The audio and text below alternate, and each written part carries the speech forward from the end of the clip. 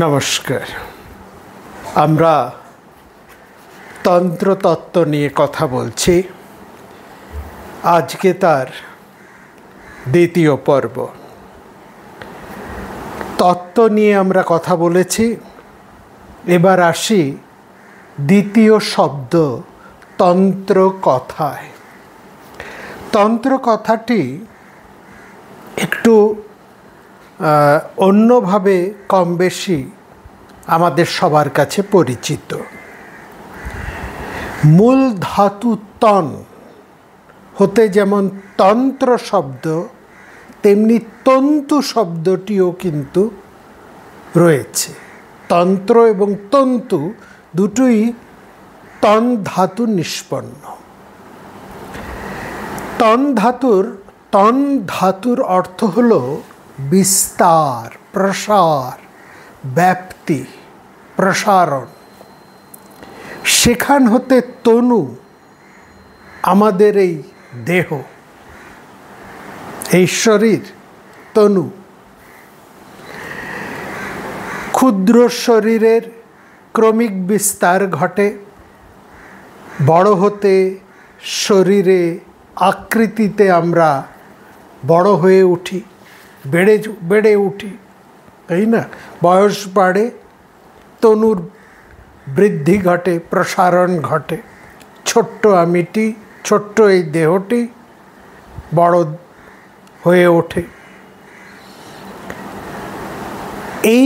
আবার এই তনু হতেই লক্ষ্য করবেন বংশ বিস্তার। তনয়া, তনয়, তনয় পুত্র, তনয়া কন্যা, সন্তান, বংশ, কুল, বিস্তার। প্রতিটি শব্দ আমাদের এই আলোচনার জন্য খুবই ইঙ্গিতবহ এবং প্রাসঙ্গিক তো বটেই। কথা বলছিলাম তন্ত্র শব্দের পরিচিত অপর শব্দ তন্তুকে নিয়ে। তনের তনিমায় হারিয়ে গেলে তো চলবে না। তন্তু, তন্তু শব্দের অর্থ হচ্ছে সূত্র, সুতো, শিরা, তার, জাল, আঁশ।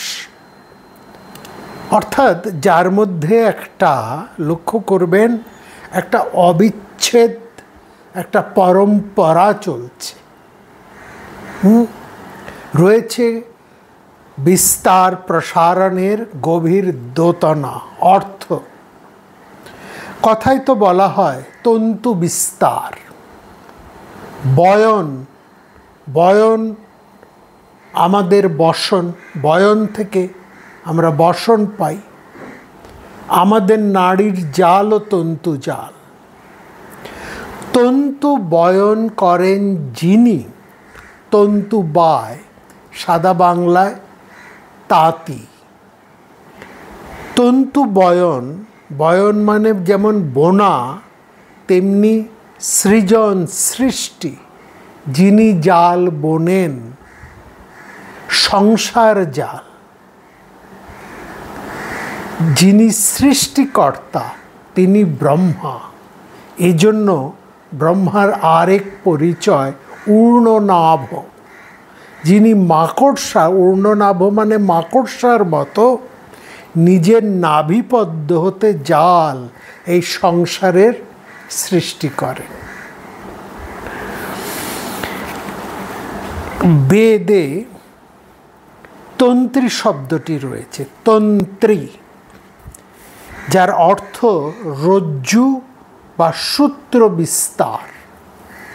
যিনি তন্তুর মূল উৎসকে ধরে রাখেন, তাকেও বলা হয় তন্ত্রী বা তন্ত্রী। তন্ত্রী বা তন্ত্রী। মহাদেব, সহদেব, সহদেব নিশ্চয়ই আপনাদের মনে আছে, মহাদেবকেও বলা হয় তন্ত্রীপাল, তন্ত্রী। মহাভারতে কনিষ্ঠ পাণ্ডব সহদেবের মানে যখন তারা 1 বছরের অজ্ঞাতবাসে গিয়েছিলেন তখন তার নাম ছিল তন্ত্রীপাল। এই তন্ত্রীপাল শব্দ থেকে আমরা পাই অপর একটি শব্দ তন্ত্রক, যিনি মূল সূত্র ধরে রাখেন, তাকে বলা হয় তন্ত্রক। একটু চেনা চেনা লাগছে না? হ্যাঁ, তন্ত্রধারী, তন্ত্রধারী তন্ত্রক। এই যে দুর্গাপুজো, কালী পুজো, এতে লক্ষ্য করবেন, দেখবেন একজন মন্ত্রের সূত্র ধরে রাখেন, তার মন্ত্র পরিচালনায় পূজক বা পূজারী পুজোর ক্রিয়াকর্ম ইত্যাদি করে চলেন। এই যে আমরা কথার বিস্তার করে চলেছি, এটিও শব্দতন্ত্র। ঠিক একইভাবে তন্ত্র কথার অর্থ হল সূত্র, বিস্তার, কুল বা বংশ। এজন্য তন্ত্র শব্দের ব্যাখ্যা করে বলা হয় যে শাস্ত্রের দ্বারা, যে শব্দশাস্ত্রের দ্বারা, শাস্ত্র মানে শব্দ, যে শাস্ত্রের দ্বারা জ্ঞানের বিস্তার ঘটে, তন্যতে বিস্তার্যতে জ্ঞানানেন ইতি তন্ত্র। তন্ত্র শব্দ বললেই সাধারণভাবে আমরা শাক্তদের ব্যাপার স্যাপার, অর্থাৎ ওই কালী পুজোর মতো একটা গভীর গুহ্য গোপন বিষয়, তান্ত্রিক আচার, এসবের কথাই আমাদের মনে হয়। কিন্তু এটা শুধুমাত্র নয়, ওই যে আগমের কথা আমরা বলেছি না গত পর্বে, সেই আগম শাস্ত্রকেই তন্ত্রশাস্ত্র বলা হয়। কথাটা বোধহয় খুব একটা পরিষ্কার হলো না। গম ধাতু নিষ্পন্ন শব্দ আগম, যা চলে, আগম যা চলে আসে বা চলছে। যেমন আগম কথার অর্থ হচ্ছে জ্ঞান, বিদ্যাগম। আমরা বলি না বিদ্যাগম, আগমন, বিদ্যাগম, শাস্ত্রাগম। শাস্ত্র বা শাস্ত্র জ্ঞান। এখানে যেমন শাক্ত জ্ঞান, শাক্ত সম্প্রদায়ের আগম আছে, তেমনি শৈব সম্প্রদায়, বৈষ্ণব সম্প্রদায়, তাদেরও আগম আছে। হ্যাঁ, তন্ত্র জ্ঞান, অপৌরুষেয় জ্ঞান, কোনো পুঁথি বা বই নয়, অপৌরুষেয়। কেন একে বেদের মতোই অপৌরুষেয় বলা হয় সে কথায় আমরা পরে আসছি। এটুকু এখন জানার যে তন্ত্র হচ্ছে স্বয়ং প্রকাশ, স্বয়ং প্রকাশ। তন্ত্র, বেদও যেমন স্বয়ং প্রকাশ, তন্ত্রও তাই। দুই জ্ঞানের দুটি ভিন্ন ধারা, এইটুকু বলতে পারি। বলা হয়েছে এই উপলব্ধির স্বরূপ জ্ঞান মধ্যমাতে অবতীর্ণ হয়ে শব্দের আকার ধারণ করে। এই জায়গাটা একটু বুঝুন।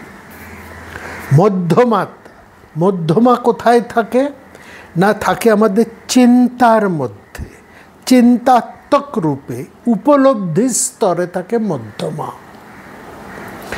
বৈখরিতে, এই যে আমাদের সব কথা বলছি না, বৈখরি, একে বলে বৈখরি। এই বৈখরিতে স্থূল শব্দরূপে সেই অনুভূতি ইন্দ্রিয়ের বিষয় হয়ে ওঠে।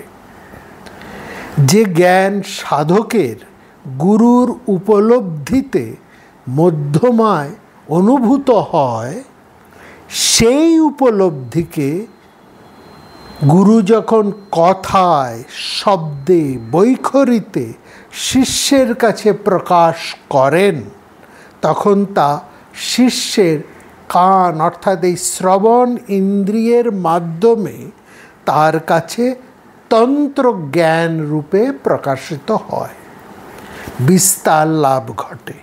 বেদের মতো জানবেন তন্ত্র অনন্ত।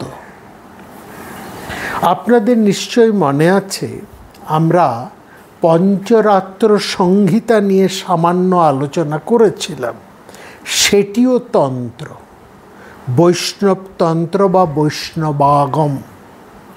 এই বৈষ্ণবাগম বা বৈষ্ণব তন্ত্রের মধ্যে রয়েছে পঞ্চরাত্রের মতো সাত্তত দর্শন তন্ত্র, জয়াক্ষ সংহিতা, অহির্বুদ্ধ সংহিতা, নারদ পঞ্চরাত্র, হয়শীর্ষ পঞ্চরাত্র প্রভৃতি প্রসিদ্ধ বৈষ্ণব অর্থাৎ বিষ্ণু সংক্রান্ত তত্ত্বজ্ঞান সমূহ। তেমনি রয়েছে শৈবাগম বা শিবতন্ত্র, যা পাশুপততন্ত্র নামে বিখ্যাত। কাশ্মীরি শৈবাগম অত্যন্ত গুরুত্বপূর্ণ অদ্বৈত শাস্ত্র। শিব মহিম্ন স্তোত্রে বলা হয়েছে, বা সেখানে আমরা পাই, ত্রয়ী সাংখ্যং যোগ পশুপতিমতং বৈষ্ণবমিতি। ত্রয়ী মানে বেদ, এছাড়া সাংখ্য, যোগ, পশুপতিমত মানে পাশুপত্ম তন্ত্র এবং বৈষ্ণবাগম বা বৈষ্ণবতন্ত্র সবই শিব হতে উৎপন্ন। মহেশ্বর হচ্ছেন এর প্রবক্তা। বেদ এবং শিবাগম উভয়েরই নির্মাতা, প্রবক্তা, বক্তা হচ্ছেন মহেশ্বর। এ প্রসঙ্গে শ্রী কণ্ঠাচার্য বলছেন, বয়ং তু বেদ শিবাগময়ের ভেদং না পশ্যম। খুব গুরুত্বপূর্ণ একটা কথা বলছেন। কি বলছেন? বয়ং তু বেদ শিবাগময়োর ভেদং না পশ্যম উভয়োক এব শিব কর্তা। আমরা বেদ কিংবা শিবাগমের মধ্যে কোনো আলাদা কিছু দেখি না, কোনো পার্থক্য দেখি না। উভয়েও এক, দুটোরই কর্তা হচ্ছেন মহেশ্বর বা শিব। শিবাগমের মতো এই শক্তাগম, যার মধ্যে শক্তিতত্ত্ব রয়েছে, সেটিও জানবেন মহেশ্বরের দ্বারা কথিত। এখানে শিবই কর্তা, দেবী পার্বতী শ্রোতা। এ কারণে তন্ত্র মাত্রেই বেদের মতো অপৌরুষেয়। বেদের যেমন দুটো অংশ, ক্রিয়া এবং জ্ঞান, একটি ব্রাহ্মণ অংশ আর একটি হচ্ছে তার বেদান্ত বা জ্ঞানের অংশ। একদিকে তার যাজ্ঞিক ক্রিয়া পূর্বমীমাংসা, অন্যদিকে আমরা পাই বেদান্ত বা উপনিষদ উত্তর মীমাংসা। তন্ত্র ঠিক অনুরূপ, একই রকম। তন্ত্রশাস্ত্র জানবেন সাধনার শাস্ত্র, বিচার শাস্ত্র নয়। তন্ত্রশাস্ত্র কোনো রকমভাবেই বিচার শাস্ত্র নয়। সঠিক মর্মার্থ না বুঝলে যোগ্য ক্রিয়া, যেমন ক্রিয়া সর্বস্ব, উপাচার সর্বস্ব হয়ে যায়, একইভাবে তন্ত্রের গুহ্য বিষয় তার মর্মার্থ যথার্থভাবে উপযুক্ত গুরুর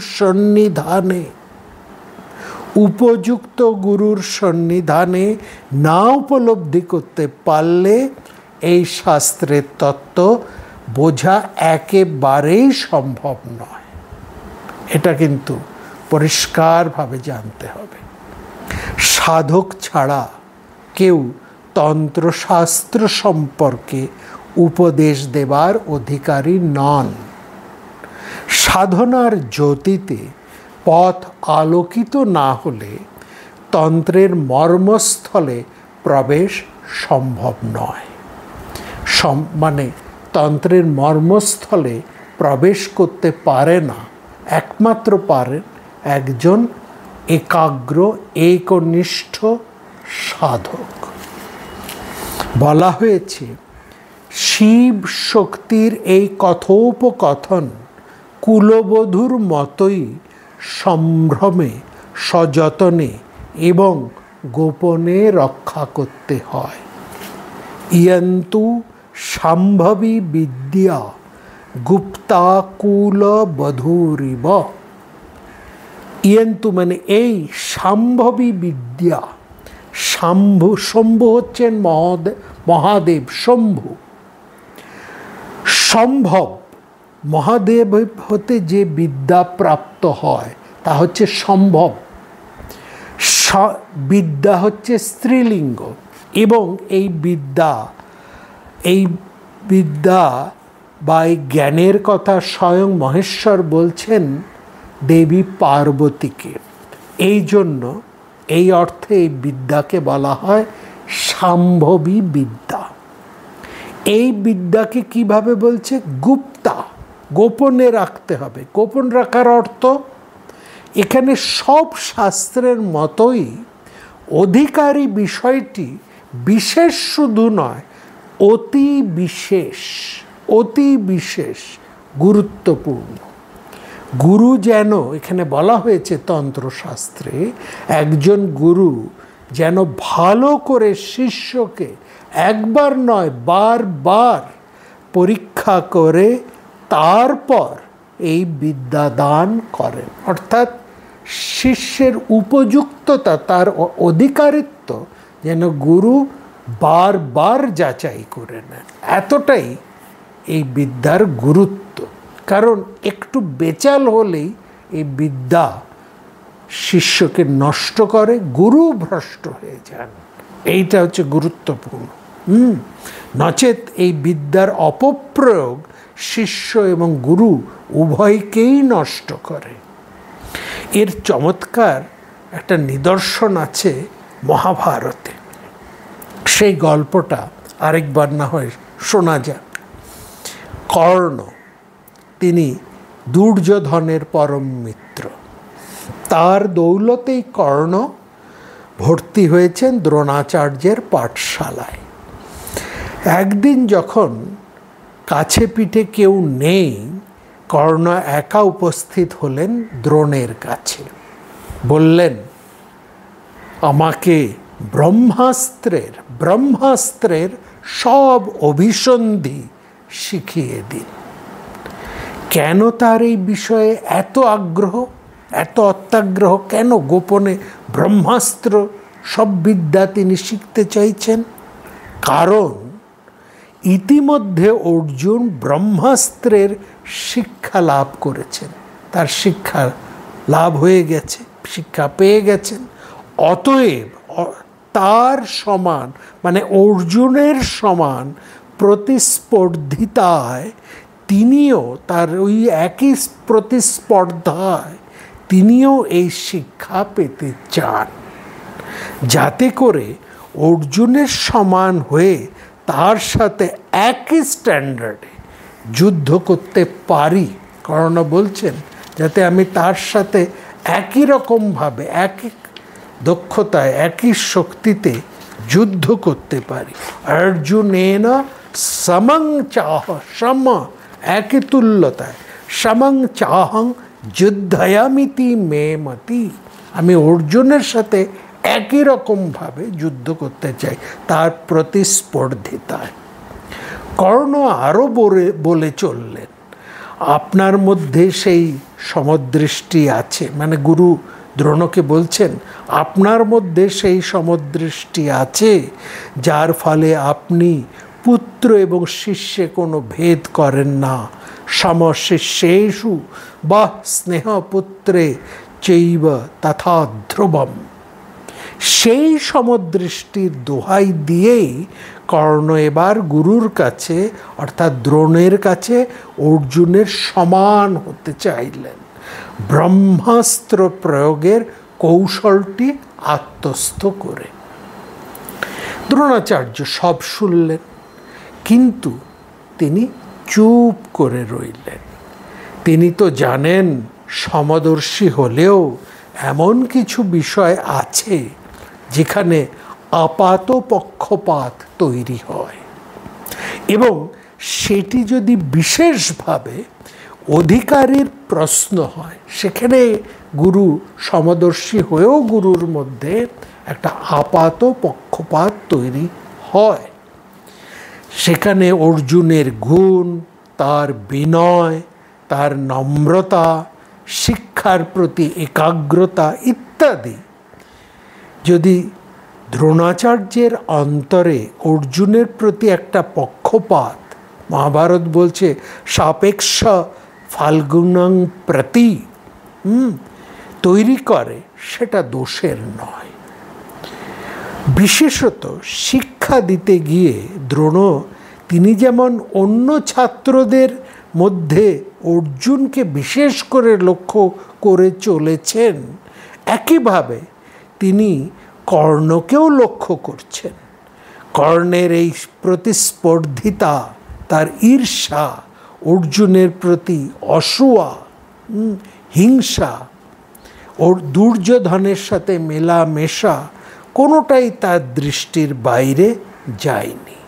অতএব সরাসরি কর্ণকে প্রত্যাখ্যান না করে তিনি বললেন, এই ব্রহ্মাস্ত্রের অধিকারী বা অভিসন্ধি জানার অধিকার আছে মাত্র 3 জনের।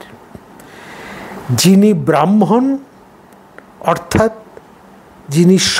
যিনি ব্রাহ্মণ, যিনি সচ্চরিত্র ক্ষত্রিয় এবং যিনি সন্ন্যাসী, মাত্র এই 3 জনেরই ব্রহ্মাস্ত্রের সকল অভিসন্ধি জানার অধিকার রয়েছে। ব্রাহ্মণ বলতে এখানে ব্রাহ্মণের চরিত্রে যে লোভ শূন্যতা রয়েছে, অনাকাঙ্ক্ষা রয়েছে, এমন মানুষ। যে ক্ষত্রিয়ের মধ্যে কঠোর হতে কঠোরতর সংযম রয়েছে, এবং সন্ন্যাসী অর্থাৎ যার মধ্যে সম্যক ন্যাস, নির্বিন্নতা, সর্বত্যাগিত্ব রয়েছে, এমন নিষ্কাম, লোভশূন্য, সংযমী একজন মানুষই ব্রহ্মাস্ত্র বিদ্যা লাভের উপযুক্ত। আমরা জানি, এ কথা শুনে কর্ণ সঙ্গে সঙ্গে দ্রোণাচার্যের পাঠশালা হতে বিদায় নিয়ে ভার্গব পরশুরামের কাছে পৌঁছেছিলেন। সেখানে নিজের মিথ্যে পরিচয় দিয়ে শিষ্যত্ব অর্জন করেছিলেন, কিন্তু শেষ রক্ষা তো হলো না, ধরা পড়ে গেলেন। ব্রহ্মাস্ত্র লুব্ধ শিষ্যের মিথ্যা পরিচয়ে ক্ষুব্ধ হয়ে পরশুরাম অভিশাপ দিলেন কর্ণকে। বললেন, অস্ত্রের লোভে এই যে মিথ্যা আচরণ তোমার, তার জন্য সংকট মুহূর্তে ব্রহ্মাস্ত্রের সব কৌশল ভুলে যাবে। নাতে মূঢ় ব্রহ্মাস্ত্রং প্রতিভাষ্যতি।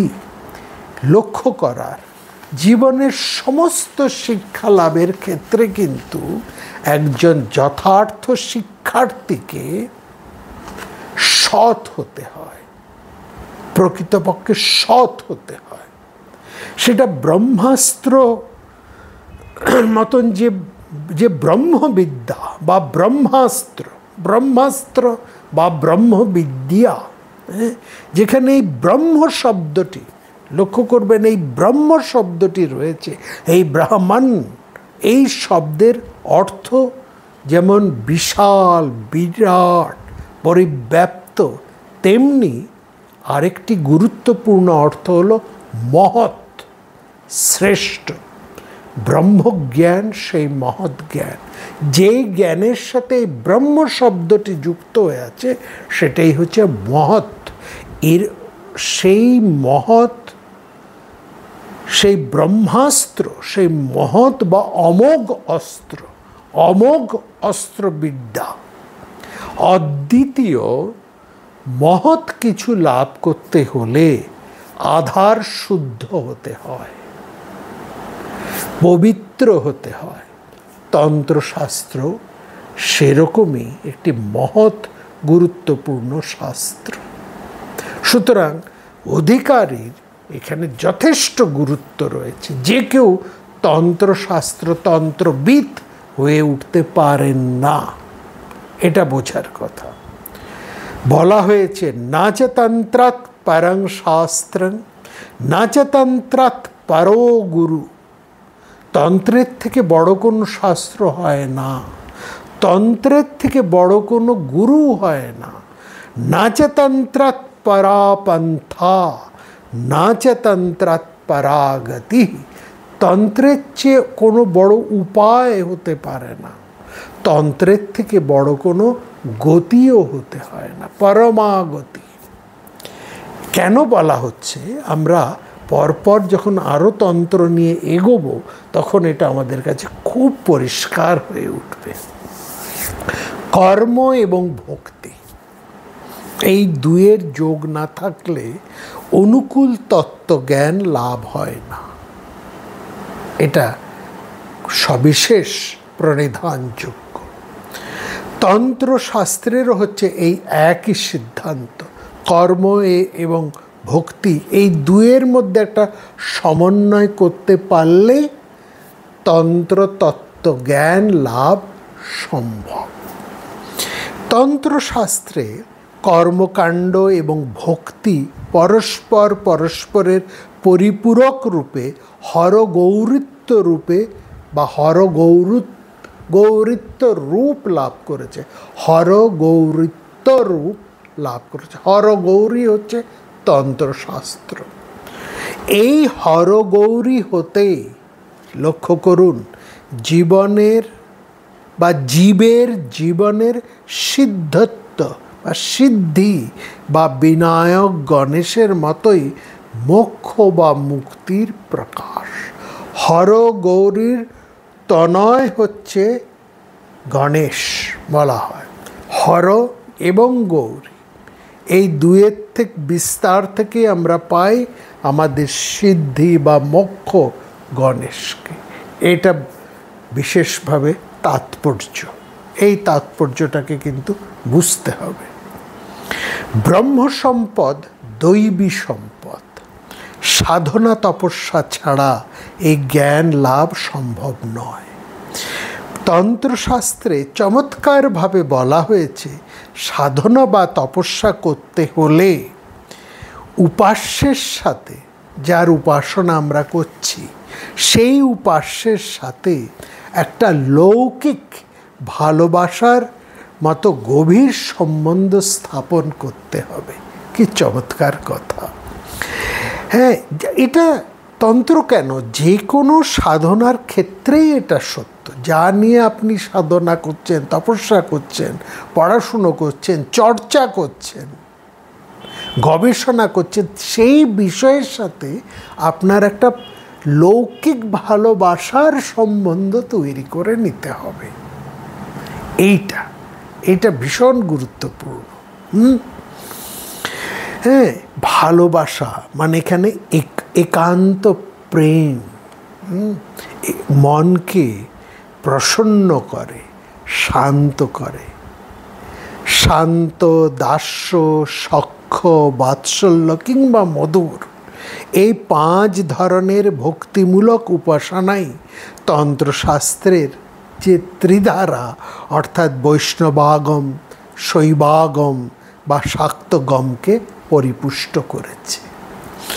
তবে সব ভাবের মধ্যে দাস্যভাব এবং মাতৃভাবের উপাসনাই তন্ত্রে বিশেষভাবে পুষ্টি লাভ করেছে।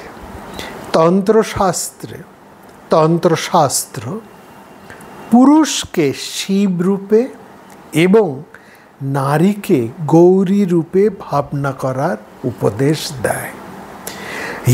यत्र जीवस्तत्र शिव, यत्र जीवस्तत्र शिव, यत्र नारी तत्र गौरी।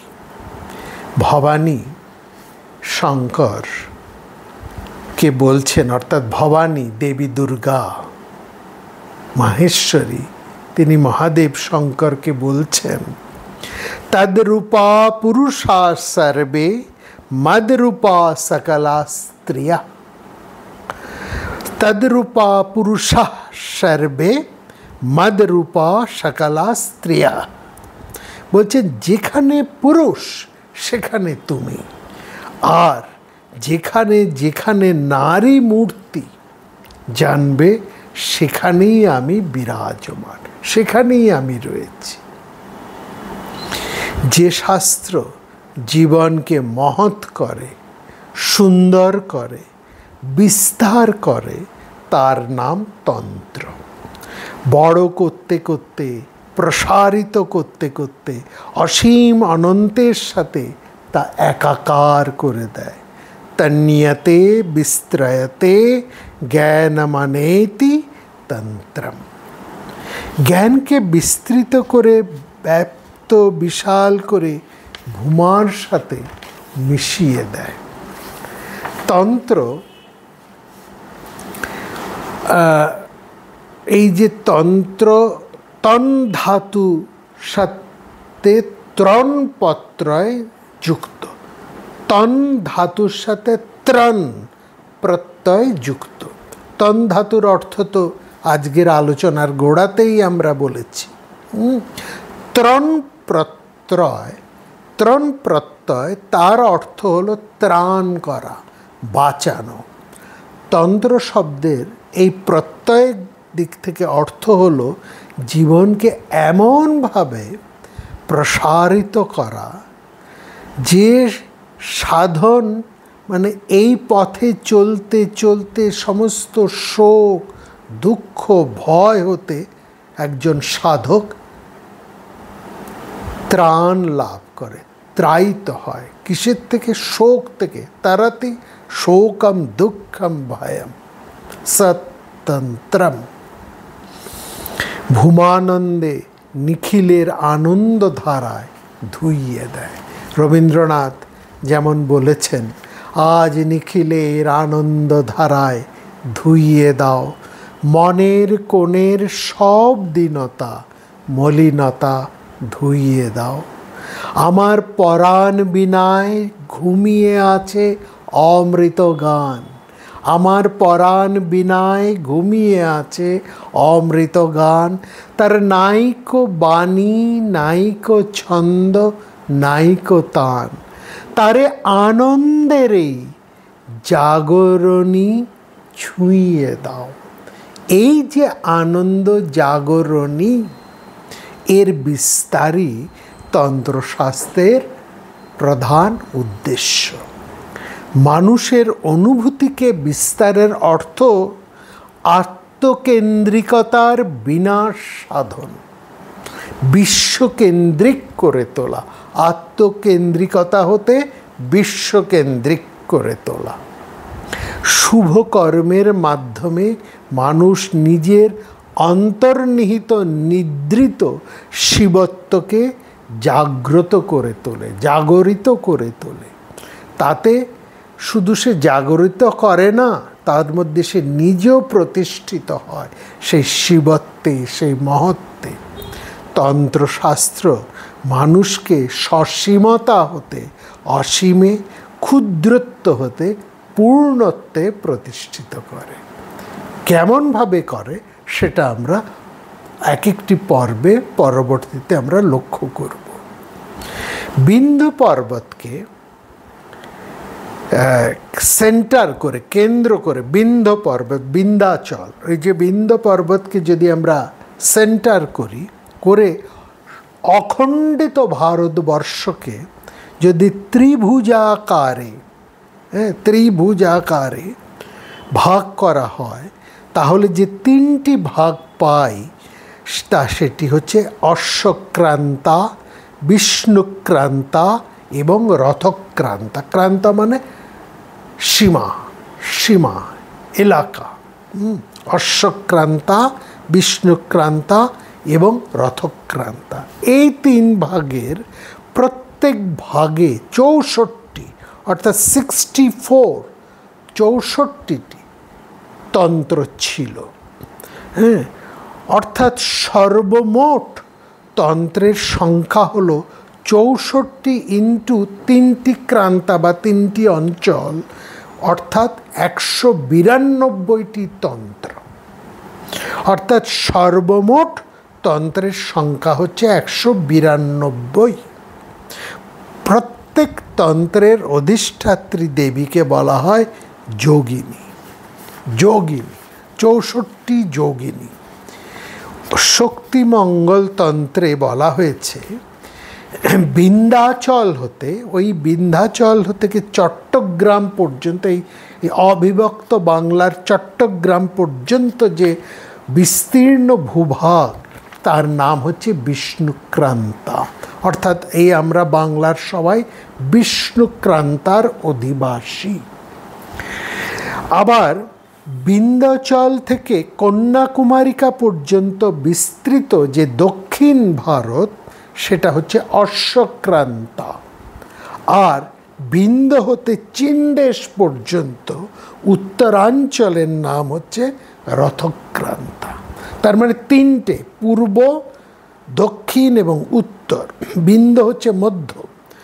বিন্ধ্য থেকে পূর্ব দিকের একেবারে চট্টগ্রাম পর্যন্ত হচ্ছে বিষ্ণুক্রান্তা। বিন্ধ্য থেকে দক্ষিণের কন্যাকুমারী পর্যন্ত অশ্বক্রান্তা, এবং বিন্ধ্য থেকে উত্তরের চীন দেশ পর্যন্ত যে বৃহৎ ভারতবর্ষ, অখণ্ডিত ভারতবর্ষ, তার নাম হচ্ছে রথক্রান্তা। আজও যে বিখ্যাত আদ্যাস্তোত্রম ঘরে ঘরে পাঠ করা হয়, লক্ষ্য করবেন তার শেষে বলা হয়েছে ব্রহ্মজামল ইতি শ্রী ব্রহ্মজামলে ব্রহ্ম নারদ সংবাদে। এই ব্রহ্মজামলটি হলো বিষ্ণুক্রান্তা শ্রেণীর অন্তর্ভুক্ত একটি তন্ত্র গ্রন্থের নাম। এরকম বহু তন্ত্র গ্রন্থ রয়েছে, তার নামও পাওয়া যায়। আমরা শুধু শুধু নামগুলো উচ্চারণ করে আমাদের আলোচনাকে ভারাক্রান্ত করব না। দেবী কামাখ্যা হচ্ছেন পরমা যোগিনী। মৃত্তিকা স্নান, দেবী পূজায় মৃত্তিকা স্নানের মহামন্ত্র উচ্চারণ করা হয়। সেখানে লক্ষ্য করবেন বলা হয় অশ্বক্রান্তে রথক্রান্তে বিষ্ণুক্রান্তে বসুন্ধরে মৃত্তিকে হরমে পাপং জন্মায়া দুষ্কৃতম কৃতম। এইখানে নিজেকে সারা পৃথিবীর মধ্যে, বসুন্ধরা সর্বব্যাপিত্বের মধ্যে নিজের অস্তিত্বকে ব্যক্ত করে দেওয়া হয়। আমার এই অস্তিত্ব শুধু এইটুকু দেহের এই পরিমিতির মধ্যেই আবদ্ধ নই, আমি এই ভুবনের সর্বত্র ছড়িয়ে রয়েছি চৈতন্য রূপ। এই চৈতন্য শক্তিকেই কিন্তু এখানে ধরা হচ্ছে। সেটাকে ধরা হচ্ছে অঞ্চলের এই সীমার মধ্যে দিয়ে, বসুন্ধরার এই বিস্তীর্ণ পরিসরের মধ্যেই আমি সর্বত্র উপস্থিত রয়েছি। অশ্বক্রান্তে রথক্রান্তে বিষ্ণুক্রান্তে বসুন্ধরে, মৃত্তিকে যে মাটি সর্বত্র ব্যাপ্ত রয়েছে, সেই মাটির মধ্যেই আমার অস্তিত্ব, আমার চৈতন্য সত্তা। হরম পাপং জন্মায়া দুষ্কৃতম কৃতম। যে এই দুষ্কৃতটা কি না, এইটুকু আমার, ওইটুকু আমার অংশ, আমি কিংবা এইটুকু আমি হরণ করব, এই লোভ লালসা, এইগুলো হচ্ছে আমার দুষ্কৃতি। আমি তো সর্বব্যাপ্ত আমার চৈতন্য সত্তা। নিজেকে কেন খণ্ডিত করছি? এই খণ্ডিত করাটাই হচ্ছে আমার দুষ্কৃতি ভাবনা। যাই হোক, কথায় আসি। দুর্গাপূজার কথা বলছিলাম। দুর্গাপূজার মহাষ্টমীর দিন যে চতুষ্ষষ্ঠী যোগিনী বা 64 যোগিনীর পূজা হয়, এটাও হচ্ছে এই তন্ত্রপ্রচার। এখানেও সেই 64 তন্ত্রের কিন্তু পূজা করা হচ্ছে। এটা তন্ত্রোপচার। বারাণসীতে আজও দেখবেন 64 যোগিনী ঘাট সেখানে রয়েছে। 51 পীঠের মধ্যবর্তী কেন্দ্র হচ্ছেন কামাখ্যা, যা বৃহত্তম বৃহত্তর বাংলার অংশ ছিল। একসময় বাংলা ছিল এই আসাম কামরূপ পর্যন্ত বিস্তৃত। বৃহৎ বঙ্গ, গৌড় বা বৃহৎ বঙ্গ। হ্যাঁ, সেই জন্য তন্ত্রশাস্ত্রের আরেক নাম হচ্ছে গৌড়ীয় বিদ্যা। গৌড় বা বৃহৎ বঙ্গের যা বিদ্যা, তন্ত্রবিদ্যার পীঠস্থান হচ্ছে এই অবিভক্ত বৃহৎ বঙ্গ। এটা উল্লেখ করার মতো। বাংলার প্রসিদ্ধ যে সমস্ত বংশধারা রয়েছে সেখানে লক্ষ্য করবেন, সেই সমস্ত বংশধারার মধ্যে আজও তান্ত্রিক সিদ্ধ পুরুষকেই গুরুরূপে গ্রহণ করেন। সেই প্রথা আজও বহমান। দীক্ষা প্রথা, এই যে দীক্ষা, মন্ত্র দীক্ষা, হ্যাঁ, কান ফোড়া মন্ত্র দীক্ষা, এটাও হচ্ছে তান্ত্রিক বা তন্ত্রশাস্ত্র সম্মত এক বিধি। নিগম বা বৈদিক শাস্ত্র যেমন বাইরের বিশ্বে সেই বিরাটকে, বাইরের বিশ্বে নিখিল চরাচরে সেই বিরাটকে অনুসন্ধান করে, তন্ত্র মনে করে এই দেহের মধ্যে, এই তনুর মধ্যে সকল ব্রহ্মাণ্ডের গুণ বর্তমান। কারণ এটা তো ঠিক, আমাদের এই শরীর তো তৈরি হয়েছে সেই পঞ্চভূতের মধ্যে দিয়ে, সেই মাটি, জল, বাতাস, আগুন, সেই সব যা বাইরে রয়েছে সেই সব উপাদান দিয়েই আমাদের এই শরীর তৈরি হয়েছে, পঞ্চভূতের শরীর। দেহের মধ্যে দিয়ে দেহাতীতের সাথে সম্পর্ক স্থাপন, দেহের মধ্যেই তার অন্বেষণ, এটাই হচ্ছে তন্ত্রের লক্ষ্য। সেজন্য বারবার সুস্থ দেহের, সবল দেহের, নিরোগ দেহের কথা তন্ত্র বলছে। দেহের সুস্থতার জন্য, নিরোগতার জন্য, নিরোগ দেহ, নিরোগ, সুস্থ সবল নিরোগ দেহের জন্য আয়ু, আয়ু, আয়ু মানে সুস্থ জীবন, দীর্ঘ জীবন। এর জন্যই তার যে জ্ঞান চর্চা, সেই শাস্ত্র চর্চার নামই হচ্ছে আয়ুর্বেদ। আয়ুর বিষয়ক জ্ঞান, আয়ুর্বেদ। ভারতবর্ষের সুবিশাল সুগভীর এই যে আয়ুর্বেদ শাস্ত্র, এটি হচ্ছে সমস্ত তন্ত্র, মহৎতন্ত্র আচার্যদের, বিরাট বিরাট আমাদের যে তন্ত্র আচার্য, তাদের মহৎ অবদান। এটা হচ্ছে তান্ত্রিক শাস্ত্র। সেই তান্ত্রিক বা সেই তন্ত্র আচার্যদেরই মহৎ অবদান হচ্ছে এই আয়ুর্বেদ শাস্ত্র। বৈদিক সাধনার যে ভাবময় অংশ, আইডিয়াল ইমোশন বা ফিলিং, সেই ভাবময়তাকে ক্রিয়াত্মক রূপে ফুটিয়ে তোলাই হচ্ছে তন্ত্রশাস্ত্রের মূল বৈশিষ্ট্য। তন্ত্রবিদ্যা ভারতবর্ষ হতে সুদূর চীন দেশ পর্যন্ত ব্যাপ্ত প্রসারিত হয়েছিল। ডক্টর প্রবোধচন্দ্র বাগচি তার স্টাডিজ ইন দ্য তন্ত্রাস গ্রন্থে চীন দেশের 100 প্রধান তন্ত্র এবং 7 উপতন্ত্রের উল্লেখ করেছেন। ভারতবর্ষে তান্ত্রিক উপাসনার প্রধান স্থান আমরা আগেই বলেছি এই বৃহৎ বঙ্গদেশ। এখান হতে মিথিলায় এবং সেখান হতে মহারাষ্ট্র হয়ে গুজরাটে এই তন্ত্রশাস্ত্র বিলয়প্রাপ্ত ঘটেছিল, প্রসার এবং বিলয়। গৌড়ে প্রকাশিতা বিদ্যা মৈথিলে প্রকটীকৃতা কচ্চিন মহারাষ্ট্রে গুর্জরে প্রলয়ঙ্গতা।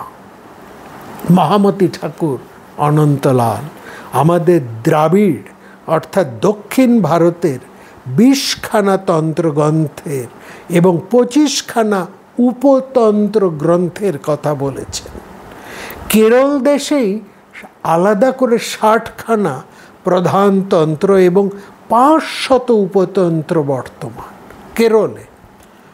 অবাক হবেন নাই, কেরলের সাথে কিন্তু বাংলার একটা যোগসূত্র রয়েছে।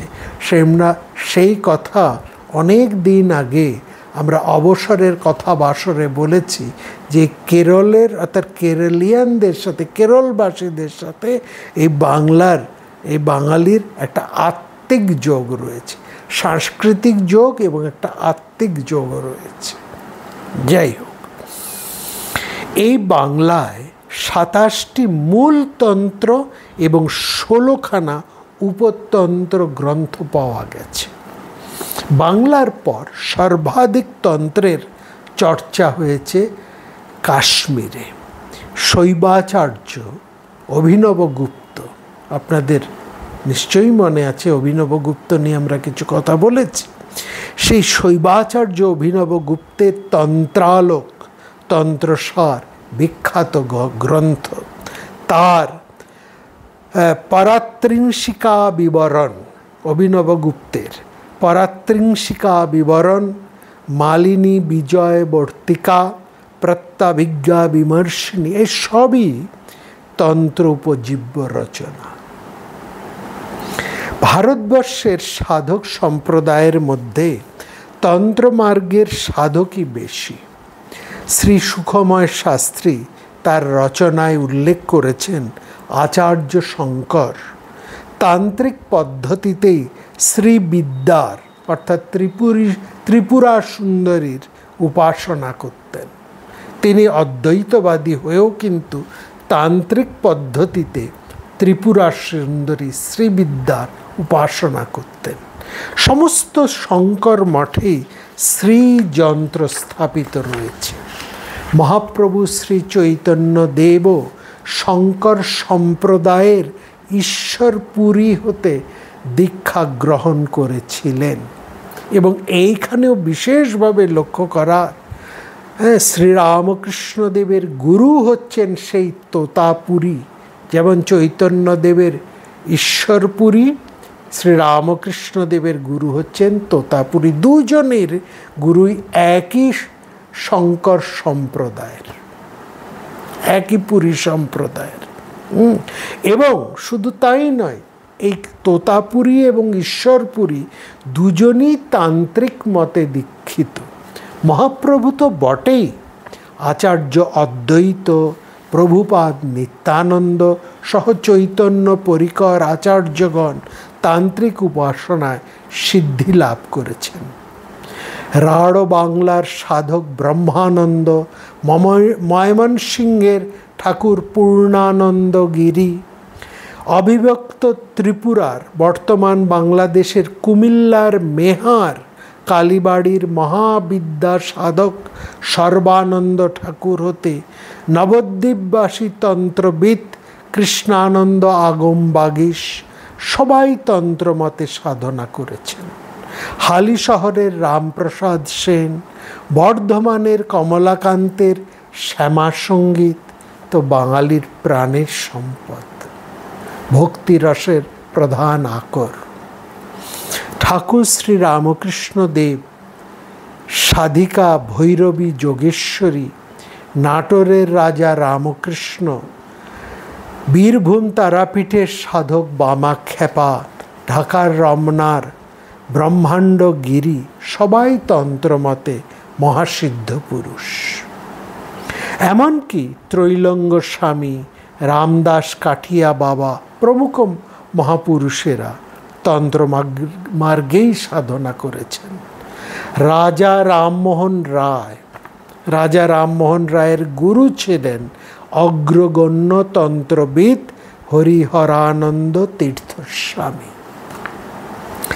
আগামী পর্বে আমরা তন্ত্র বিষয়ে, তন্ত্র পরিচয়ের কিছু গূঢ়ার্থ নিয়ে আলোচনা করব তন্ত্র ভাবনার কিছু শব্দাবলী নিয়ে, তার প্রকৃত অর্থ নিয়ে। আজকের আলোচনা শেষ করব তন্ত্রশাস্ত্র হতে একটি অত্যন্ত গভীর তাৎপর্যময় কথা উল্লেখ করে। আমরা আগেই বলেছি তন্ত্র দেহের মধ্যে, এই তনু, এই দেহধাণ্ডের মধ্যে ব্রহ্মাণ্ডের খোঁজ করে, যিনি সর্বব্যাপ্ত, সর্বময়, সচ্চিদানন্দ, তিনি কেমনভাবে এই দেহে অবস্থান করেন, লীলা বিহার করেন, তন্ত্র সাধনা সেই রহস্যেরই ভেদ করে, সেই রহস্যেরই সন্ধান করে। যা আছে ব্রহ্মাণ্ডে তা আছে এই দেহভাণ্ডে। সে কারণে তন্ত্রশাস্ত্র সবচেয়ে বেশি গুরুত্ব দেয় মনুষ্য জন্মকে। তার কাছে মানুষই প্রধান, সর্বোত্তম। তন্ত্রশাস্ত্রে বারবার মানুষের মহত্বের কথা বলা হয়েছে। বলা হয়েছে মানুষ জন্ম লাভ না করলে তত্ত্বজ্ঞান লাভ কখনোই সম্ভব নয়।